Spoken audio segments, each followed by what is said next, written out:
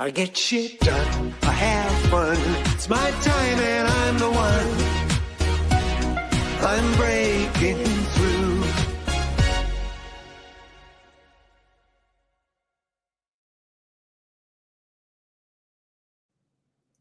Unlock leadership, drive success, achieve more. If that resonates with you, you're in the right place. Hi, I'm your host, Coach Phil. I'm looking forward to my guest coming on and sharing some of his journey.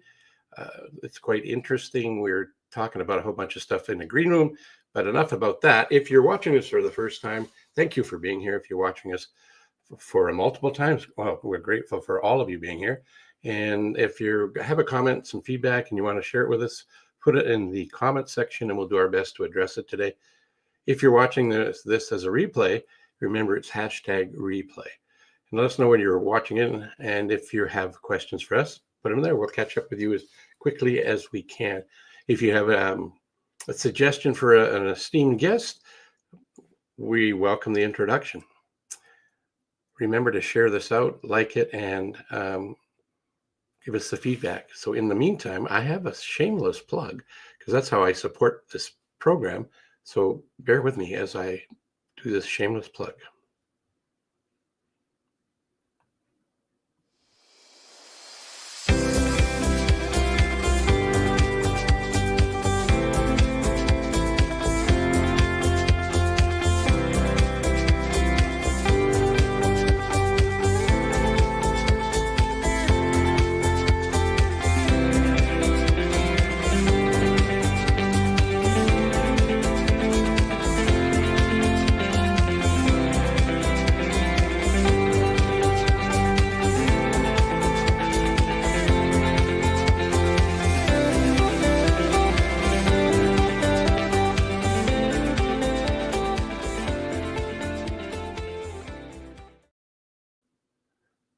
It's kind of like Christmas in July, and it's not even July yet. What do I mean by that? Well, what you saw there was a business growth score. It's totally free, no credit card required. If it appeals to you and you want to check it out, go to coachphil.ca. At the top right-hand corner, there's a button. Click it. There's an assessment there that you can take, get some feedback. It could be like giving yourself a pat on the back, like you're on the right track, nothing else to do. Or you might find that there's room for improvement. And if that's the case, again, no credit card required, a complimentary coaching session with myself and or my esteemed guest, because he's one of us from Focal Point. So without any further babbling by me, here we go. Brent Rasche is a passionate executive coach dedicated to helping leaders unlock their full potential and drive business success. With a distinguished career in the automotive and consumer products industries, he has led high-performing teams, scaled operations, implemented strategic initiatives that fuel growth. Isn't that exciting? That's what coaching can help with. His deep expertise is in leadership development, organizational strategy, and operational excellence, enables him to equip business leaders with the tools needed to thrive. As a Focal Point coach, Brent combines his hands-on leadership experience with a passion for people, guiding executives to build stronger teams, streamline operations, and achieve their vision for success. Dang, I should hire this guy myself. So with a click of a button, I'm going to bring him up to the forefront here. Hey, welcome to the show, and thank you for putting us into your busy schedule. Good morning, Phil, and thank you for having me on the show. It's always a pleasure. So you're in the U.S. of A.? I am in southern Indiana. I like to think halfway between, you know where Louisville, Kentucky is, Evansville, Indiana, Indianapolis, Nashville, kind of in that quadrant of the country. Gotcha. Yeah, I still haven't learned how to say Louisville right. I know that's wrong. And all you people down there heard me say it. I did it on purpose. I do probably upset some people. Yeah, there's some people in Louisville right now that are upset. I know. I just got to practice at Louisville. I'm getting there. That was better than the first one, right? Louisville. Yeah, no, it's as long as you don't say Louisville. I think most people would be. Yeah, the S isn't there, right? The S is silent. It's like a silent E on George. Don't say the E. Don't say the E. So tell me a little bit about how you got started in this crazy, wonderful business of leadership and coaching and being an executive coach. Sure. It's interesting when you go through this process, as you know, you meet a lot of different people, and you talk to a lot of others that are in coaching as well. And I think the one thing for me that really resonated is we recognize that we're coaches from really day one, whatever we got our careers in, whether you were in engineering or finance. If you have a love for people and you have a love for seeing people do well, you're a coach. And I kind of argue that all executives are coaches in some way. And so for me, it was that recognition as I started developing my career. I really enjoy coaching executives. I like coaching those folks. It's no longer, there's opportunities for frontline supervisors and other roles, but my ability to connect with senior leaders in companies, business owners, coaches, became kind of who I was. And that was my passion. And that led me to Focal Point. Cool. What's going through my head there is you said, how did you word it? You said that people in leadership roles are already coaching. I'm going to challenge that. And why I'm going to challenge that is because it could foster a good conversation.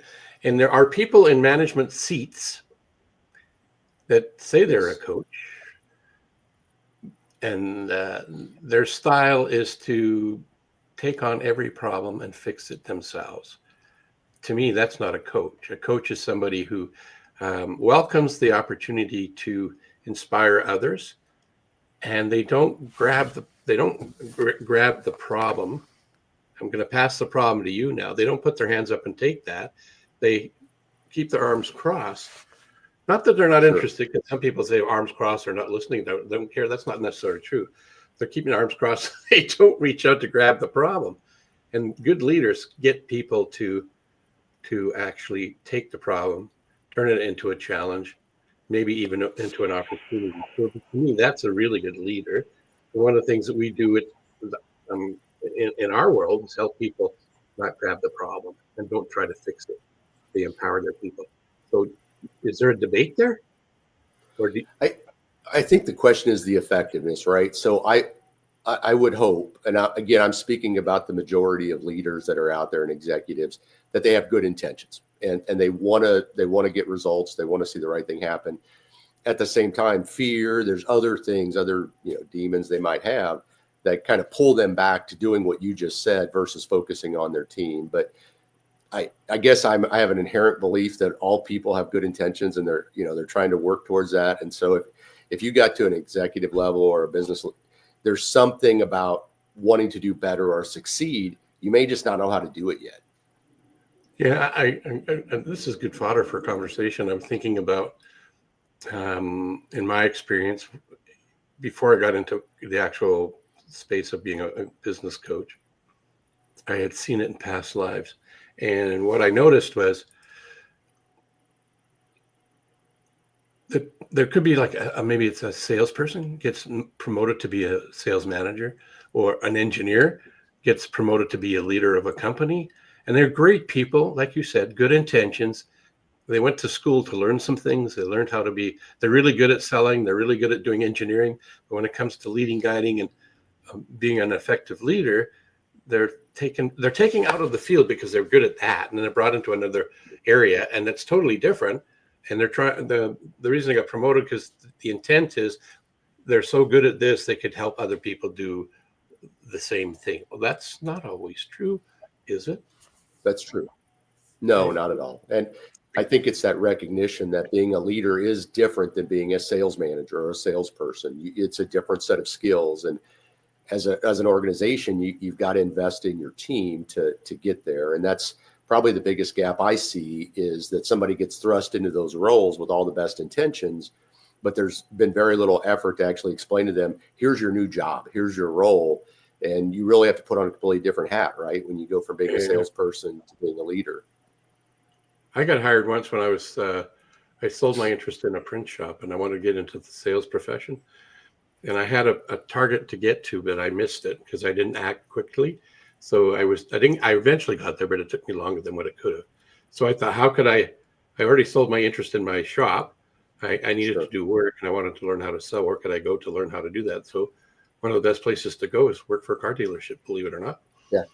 And Yeah. when I went for the job interview, I went there and got the job and got the opportunity to start crafting my skills. And the sales manager who was interviewing me, he said, "Why did you apply?"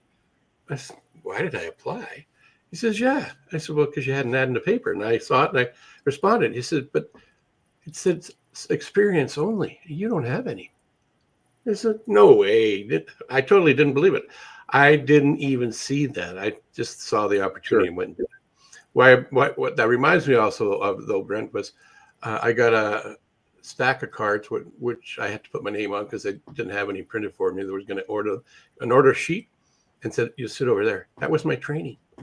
You must have done Fortunately, something right, though. If you got hired, you must have got past the front end of the interview. yeah, well, I did that part. That was good. Fortunately for me, though, I met a fellow who is a professional salesman in the car industry, been in it for years and very successful. And he took me under his wing. Oh my gosh. Yeah. Having a mentor, having a coach accelerates the potential in people. That's why I do what I do as a coach currently. It's not, yes, I make a living at it. There's things we have to take care of.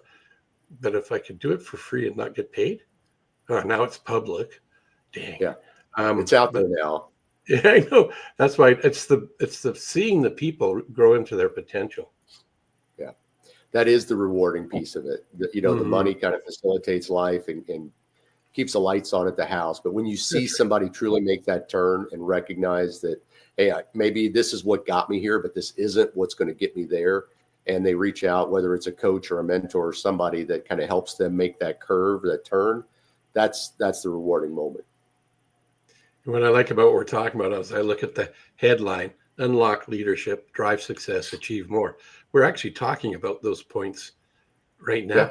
some of the ways to get there. And it's exciting and gratifying to share with one of my peers.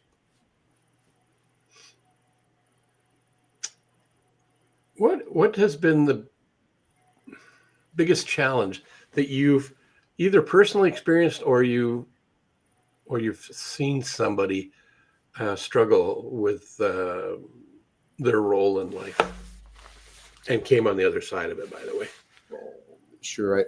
I would use something recent kind of in my life. It wasn't that long ago. I was looking at opportunities a different opportunity out in the corporate world. And I was talking to a recruiter, and the recruiter said, "Hey, I appreciate the conversation. Have you ever read the book by Bob Buford, Halftime?" I thought that's an odd question because I talked to probably 5 different recruiters by then. And I said, "No, I haven't read that book." And he's like, "Well, read the book and then call me back and tell me what you want to do." And it's this idea of, as we go through life, understanding when we talk about like significance versus success, and whether it's graduating high school, going to college, and married, kids, whatever those things are that define success, society, but understanding what significance is and how do we give back and how do we contribute at a greater level, and we get paid for it as well. But what is that level of significance? And the book really helped me zero in, and it was a big decision. I've always worked for large companies. I've traveled around, so even with my family, it was a tough discussion. Like, hey, where did this come from? Why are you wanting to do this? And it's hard to say, well, hey, I read this book, and in the book, the lights came on. But for me, that was a really hard decision. And I remember early on people using the term like, hey, you got to burn your boats. If you're going to do this, don't go back and look for other jobs in this. You're going to have to commit for a significant period of time to get a coaching practice up and going. And so that was difficult for me. You're used to the income coming in. You're used to it. And so when you say, hey, I'm going to start a new business, and I use that story a lot with my clients who are in the same boat where they've started a business and they're out getting a line of credit and they're trying to figure out, okay, month to month, what's my income? What are my expenses, and balance that? Yeah, that's the reality of business in many cases, till business gets up and going. I like that because it's so true. A committed decision is another way I've heard it. Also in Napoleon Hill's work, Think and Grow Rich, he says that a burning desire. If we have one foot on the boat and one foot on the beach, we'll get a sore groin. But we're Yeah. vacillating between should I or shouldn't I, should I or shouldn't I. Right. So we end up only living. We don't get to grow into our potential. And yeah, it's scary to burn the boat and just go on the beach and conquer the opportunity or chase the objective that you're looking for. It's without that though, nothing else much happens, right? Dan Sullivan, I'm going to ask you for the name of your book here and again. Maybe I'll do that right now. What was the name of the book you recommended? It was Halftime by Bob Buford. Okay, Halftime. I've not come across that. The one I'm going to talk about is written by Dan Sullivan, who's a notable coach in his own right, strategic coach. And 10x is easier than 2x. Is that true or wrong? And it is, because I think that should be on everybody's bookshelf. I agree totally. And I was following that philosophy before I came across the book.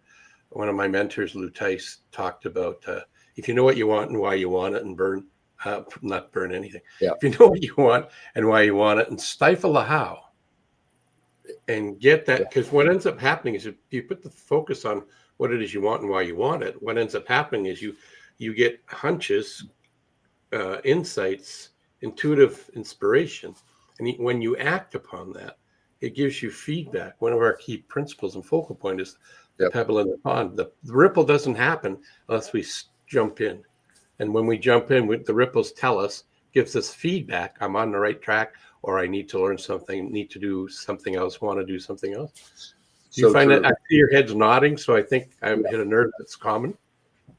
I do. I think that this idea of like, if we let the how kind of get in the way, we're never going to get there. And so understanding where you want to go, and then just take one step at a time, one day at a time, and don't look back. And I think we talk about it as coaches. We make a lot of mistakes early on in our practices, and you learn from them, and that really allows you to kind of master your skill and your trade to really get back to your clients. But you have to go through the process to learn that. Or not, and then you don't learn anything.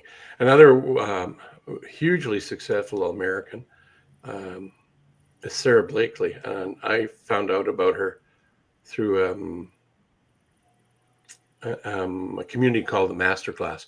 There's a variety of great faculty members in there. So I got in there. It was a gift from a client of mine, and I've been a member of it now for a bunch of years. And that's where I studied her Masterclass. And she started off with $5,000 and no idea how to do what she's done. And she's created an empire for women's clothing, underclothing, but also for some men. And it all started off with she burnt the boats and went after it.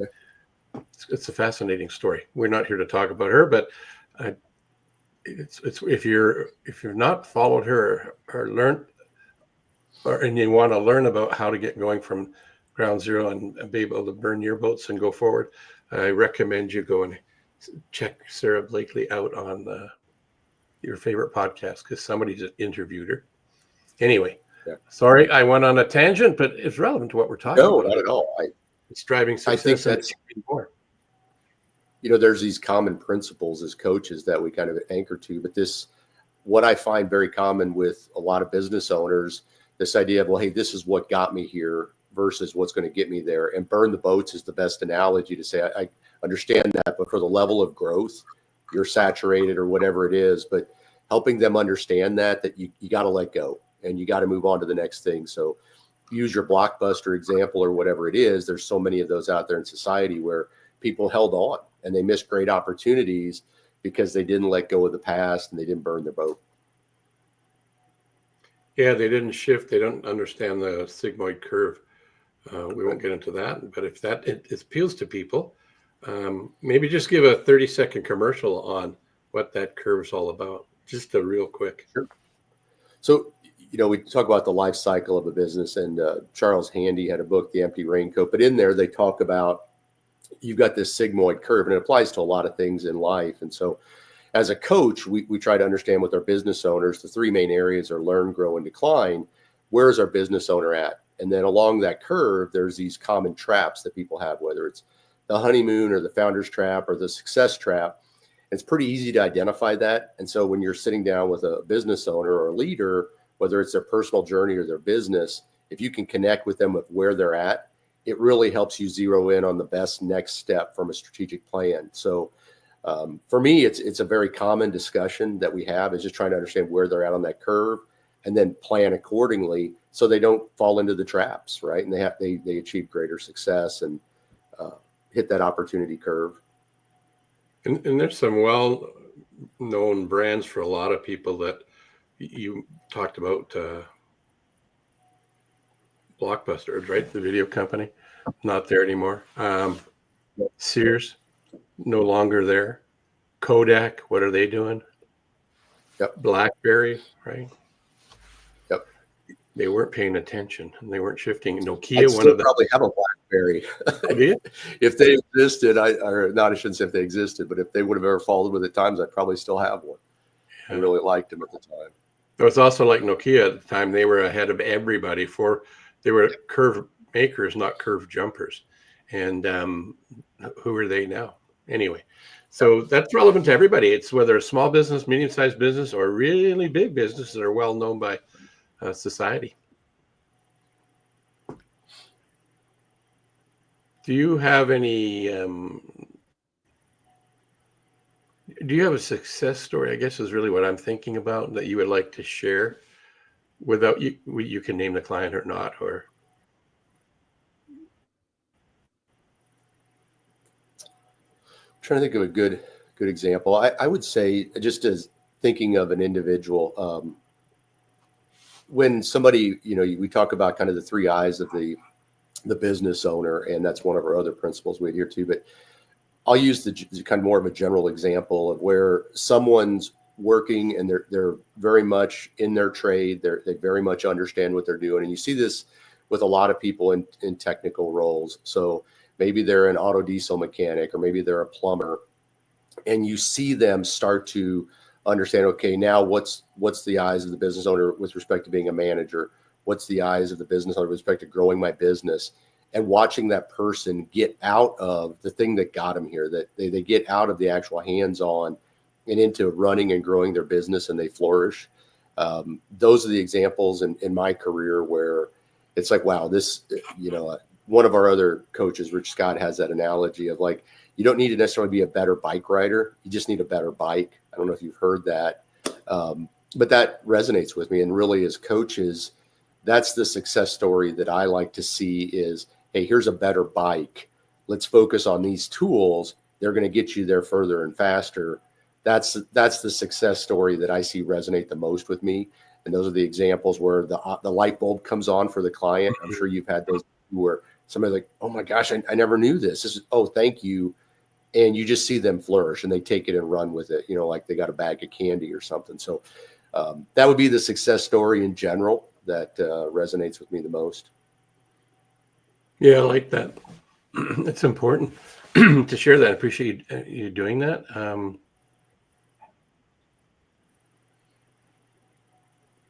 Even like if we go to athletes, hockey players, golf athletes, all of them have coaches for a variety of different things.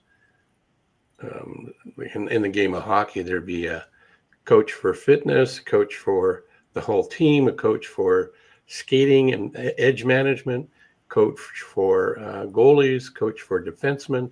Right. It just goes on and on and on. If you look at a football game, there's a ton of coaches on the sideline that specialize in one aspect of the game. And with that coach guiding, leading, mentoring, correcting, high-fiving, people perform at their best level and get the most out of themselves because of the coach or mentors that are in their lives. Do you have a favorite mentor story? What's that? I was going to turn that question on you. So why do you think it is that some people recognize that? And I don't want to call it the ROI, but some people see it so much more clearly than others. And other people see it as why, I'm going to stay in my rut. I can't see spending that much money or doing whatever it is. Why do you think that is, one person versus another?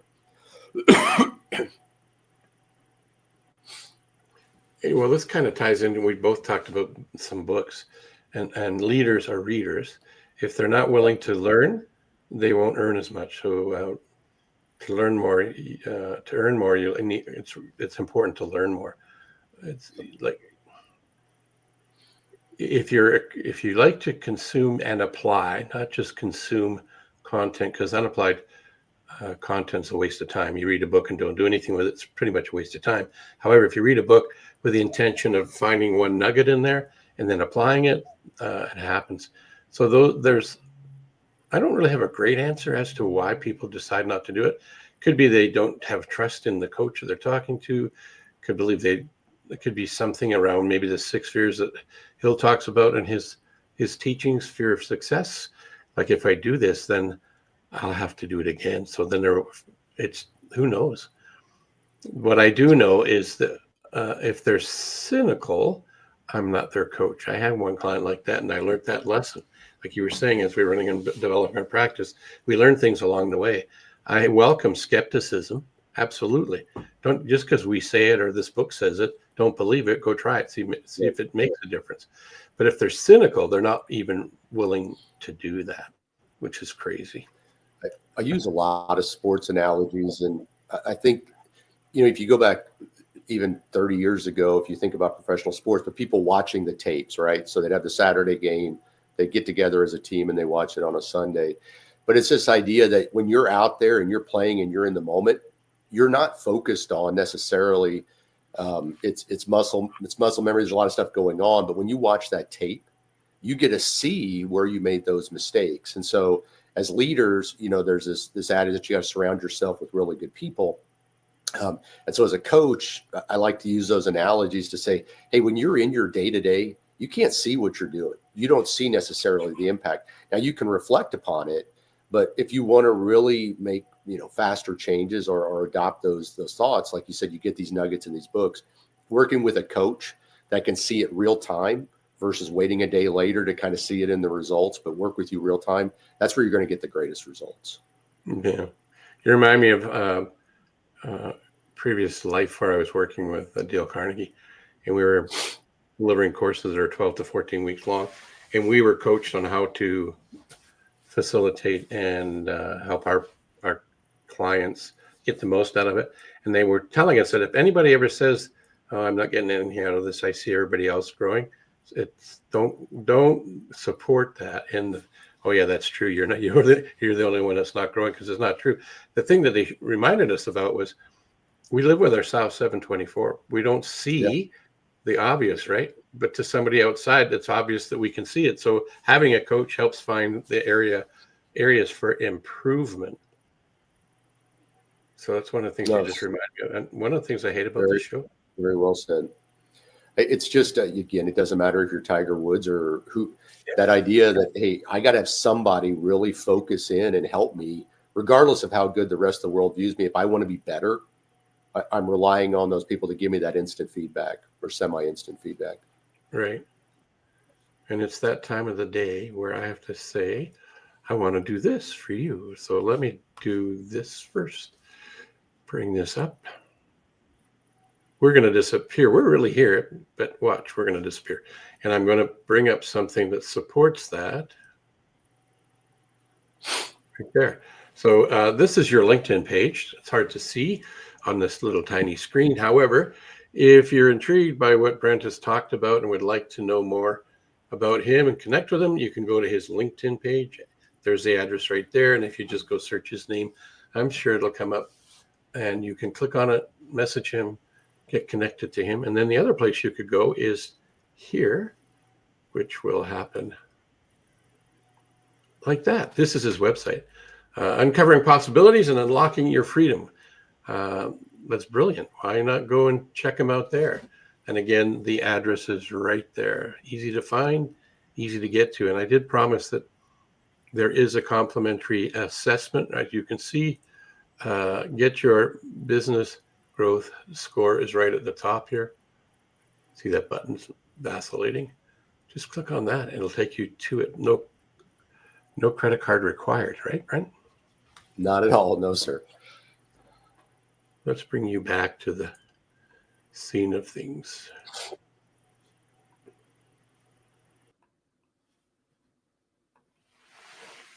Oh, look, and I took you out. Told you there'd be a few things that might go a little bit strange. You rolled with We're human, it. right? Yeah.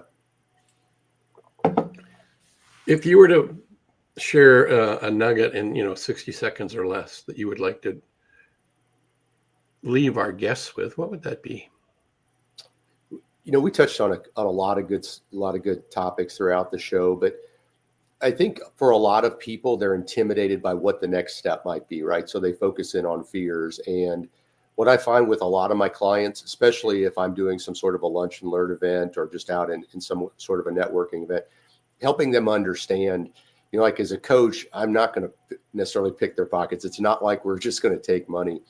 We work with our clients to understand what they're trying to accomplish, what the ROI is. And a lot of that upfront, there's no obligation, there's no cost. Like we provide a lot of value to our clients before we ever get any sort of a paid engagement going. And so if there's somebody out there that's listening and saying, hey, I've always thought about getting a coach, but I wasn't sure about the next step, or I was afraid of the cost, or I was afraid of this. Let's have that conversation. Let's get past that fear and really connect you to an ROI. And as coaches, a lot of us, we charge month to month. And if there's not a mutual benefit or mutual value for both of us, we end the relationship. It's just that simple. We want to see our clients' success. We want to see our clients succeed. We're passionate about their success, and we're vested. So I would just tell people, if you're worried about it, if you've ever thought about getting a coach, take that next step and reach out to somebody. Preferably reach out to you or I, Phil, but reach out and have that conversation. Yeah, good advice. And it's finding the right person that you're comfortable with. You're not looking for new friends. You're looking for somebody who sees life. They're kind of, I like to position it in I'm their non-equity partner. It's a great way of thinking about it. Yeah. Well, it's a lot thank you cheaper for than being having here. an equity partner, and a lot less stressful, right? Yeah, absolutely. And is no long-term commitment, like you had pointed out. So thanks again for being here. We're wrapping it up and putting this back into the can, as I learned from my buddy in Atlanta who does a lot of videography. And again, thanks for being here. Much appreciated. No, I appreciate you, Phil. This is really, it's been a pleasure catching up with you this morning, and enjoyed the conversation a lot. Cool. We'll see you soon. So what I got out of that was a bunch of things, as you heard. It kind of churned up my mind with a number of things. One of the things that I would say is to read, study, watch a podcast, look for new information. There's this thing about our brain. It's plastic. Not really. What it means by plasticity is that it's malleable. It grows.